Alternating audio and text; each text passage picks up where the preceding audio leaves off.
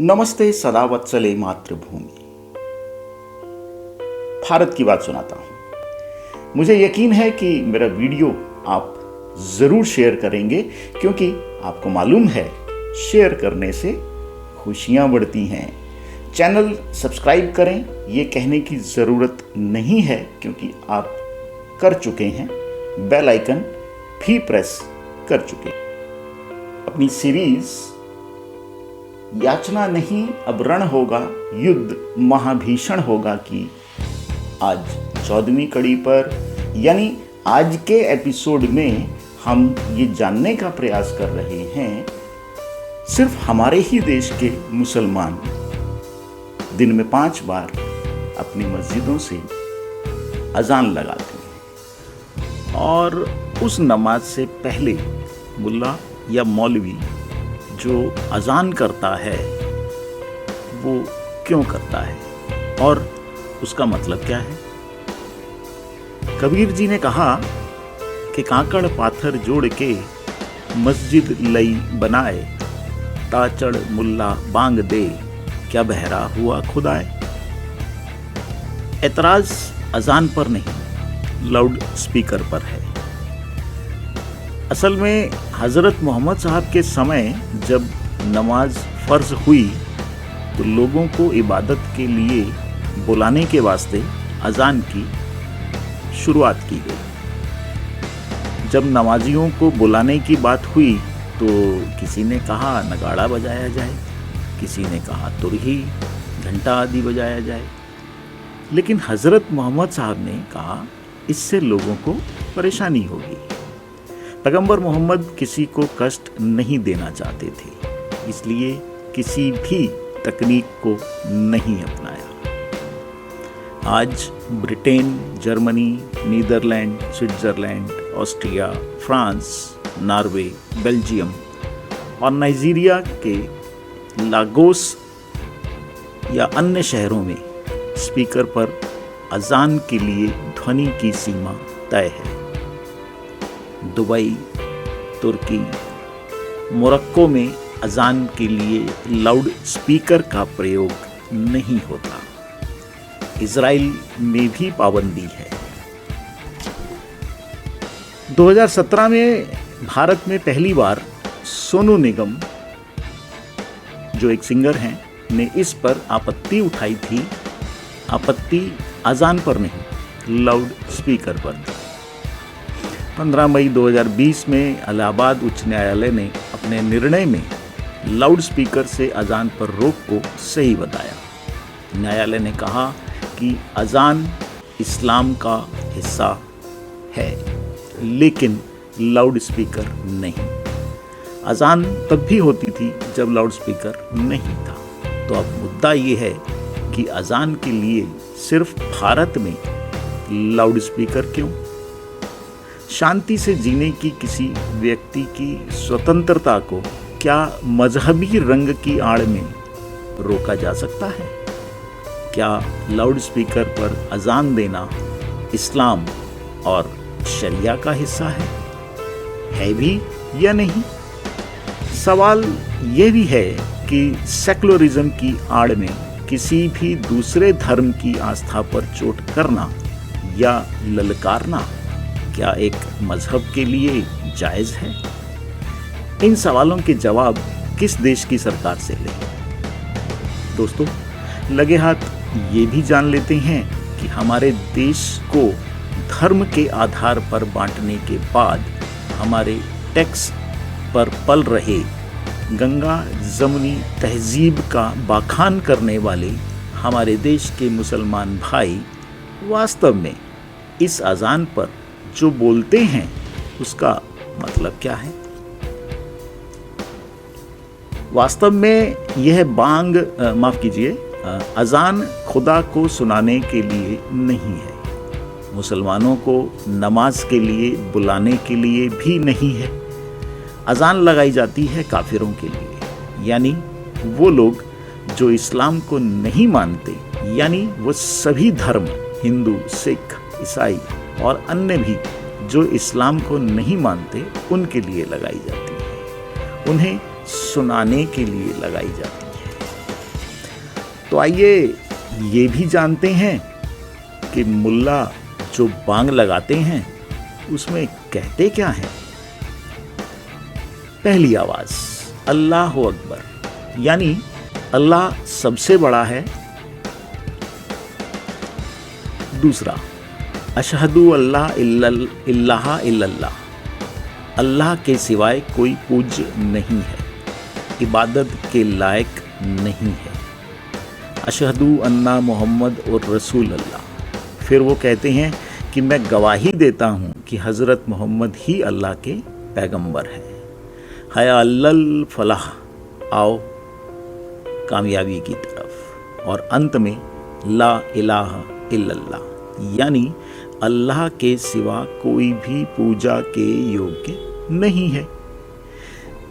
5 बार मस्जिद से अजान करके मुसलमान बाकी धर्मों को क्या बताना चाहती है?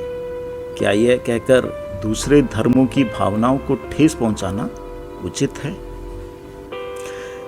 ये 5 बार हर जुमे को अजान में बोला जाता है और मुसलमानों को पढ़ाया ये जाता है कि जो इस्लाम को ना माने वो काफिर है। और कुरान कहती है कि काफिर को मारना, उसकी हत्या करना मुसलमानों का ईमान है। तो दोस्तों, क्या अभी भी आप अजान सुनना पसंद करेंगे? भारत जैसे देश में किसी भी धर्म को अपने आप को बांग लगाकर यह कहना कि वह सर्वश्रेष्ठ है, जबकि इनका इतिहास 1400 साल का है। और जिस हज़रत मोहम्मद को अल्लाह का पैगंबर कहते हैं, उन्हीं के नवासों को करबला में इन्हीं मुसलमानों ने कलमा पढ़ के मारा था, किसी हिंदू ने नहीं मारा। और ये मैं नहीं कह रहा, इन्हीं से सुन ली। शामिल हो जाता है। क्या तकलीफ है, इंसाफ से बताओ मुसलमानों। आज कभी तुमने सोचा कि आज पूरी दुनिया में मुसलमानों के साथ ये जिल्लत और रुसवाई किस लिए है? मेरी तरफ देखो, यहां वहां देख के क्या फायदा, मैं उतर जाऊं तो बोलो, या तो मेरी तरफ देखो। सबसे बड़ा खुदा हमारा, सबसे बड़ा नबी हमारा, सबसे बड़ा रसूल हमारा, सबसे बड़ी किताब हमारी, मगर उसके बावजूद आज पूरी दुनिया में मुसलमान जलील हो रहा है। आज दाढ़ी वालों को देखकर लोग टेररिस्ट कह रहे हैं। आज मुसलमानों के चेहरों पर दूसरी कौमें थूक रही हैं। कभी सोचा इसकी वजह क्या है?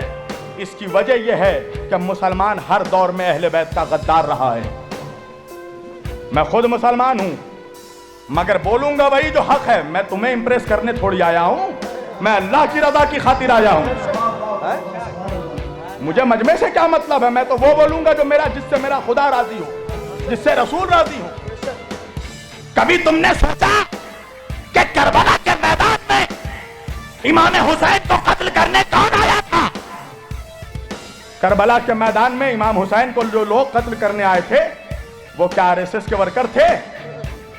बजरंग दल के सिपाही थे? हाथों में त्रिशूल लेकर आए थे? माथे पे टीका लगाकर आए थे? भगवा चोला पहनकर आए थे? कहा नहीं, हुसैन को कत्ल करने वाला कोई हिंदू नहीं था, कोई बजरंग दल नहीं था, कोई आरएसएस नहीं था। हुसैन को जितने लोग कत्ल करने आए, उनमें से कोई हाफिज था, कोई कारी था, कोई मुफ्ती था, कोई मौलवी था। अब कलमा पढ़ पढ़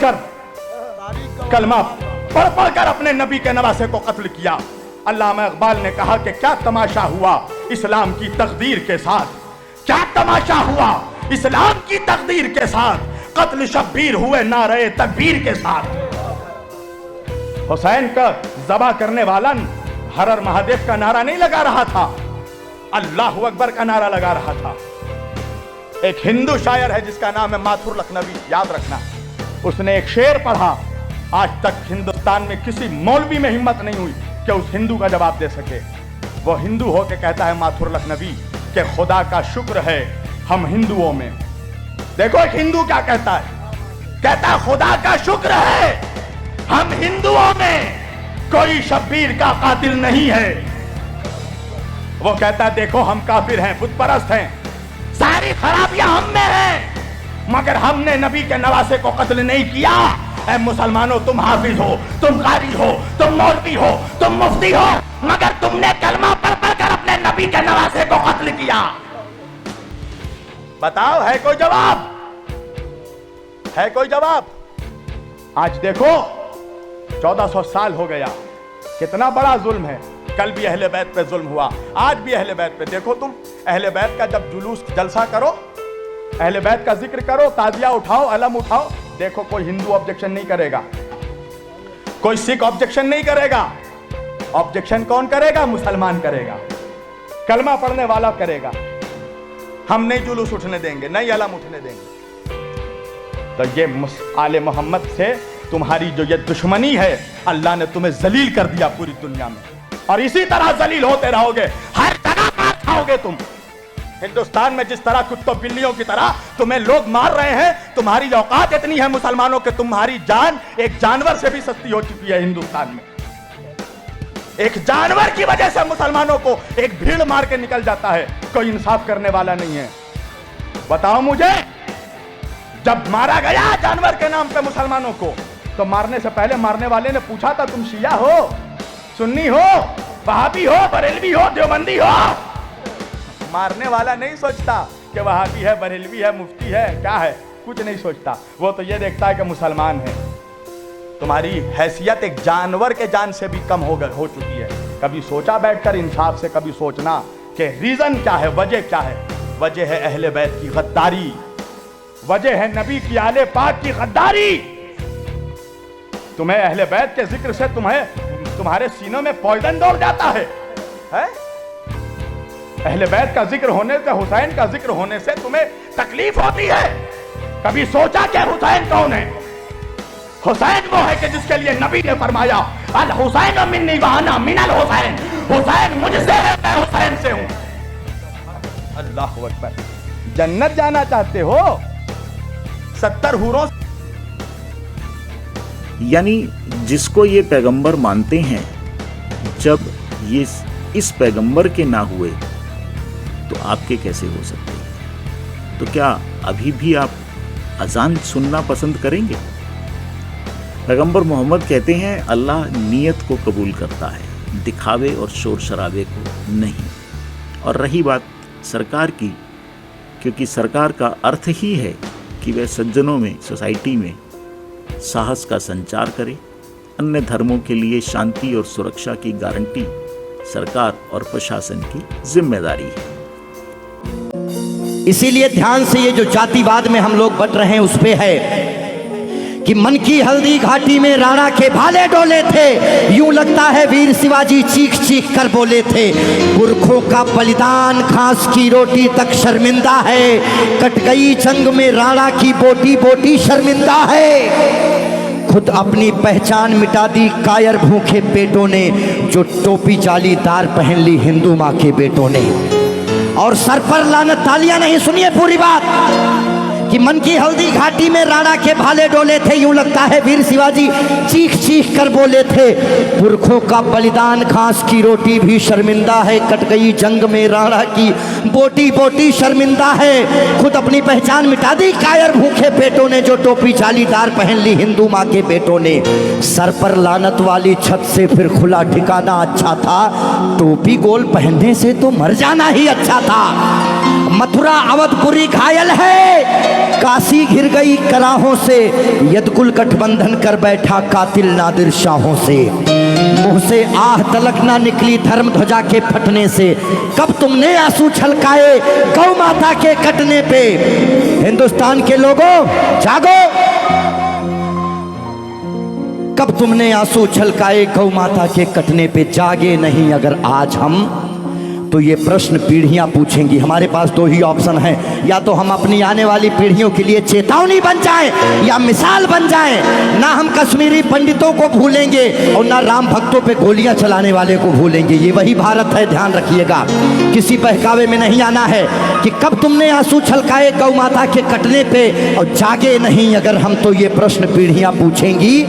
गन पकड़े हिंदुओं के बेटे और बुरके से लदी बेटियां पूछेंगी, बोलेंगी बोलेगी हे आर्यपुत्र इतना उद्धार किया होता, खतना करवाने से अच्छा हमको मार दिया होता। और सोते रहो सनातन वालों तुम सत्ता की गोदी में, पर सांस आखिरी तक भगवा की रक्षा हेतु लड़ूंगा मैं। शीश कलम करवा दूंगा पर कलमा नहीं पढ़ूंगा मैं, शीश कलम करवा दूंगा। आने याद रखना हमारे भारत में 29 राज्य हैं, जिसमें से खाली 22 राज्यों में हम लोग बहुसंख्यक हैं, बाकी अल्पसंख्यक। इसीलिए मैं भजन भी गाता हूं, मैं जागरण भी करता हूं, क्योंकि मैं भारत, मेरा चैनल कभी भी बदल सकता है। अभी देशभक्ति चल रहा है, कभी कभी कपिल शर्मा लग जाएंगे, फिर कभी आस्था लग जाएगा। लेकिन एक बात का ध्यान रखना, हमेशा हम आज़ाद कैसे हुए ये बहुत मायने नहीं रखता है, लेकिन हम गुलाम कैसे हुए ये बहुत ज़्यादा मायने रखता है। आप जानने का प्रयास करना कि ऐसा क्या हुआ होगा भारत में जो पूरा अखंड भारत गुलामी की तरफ बढ़ गया।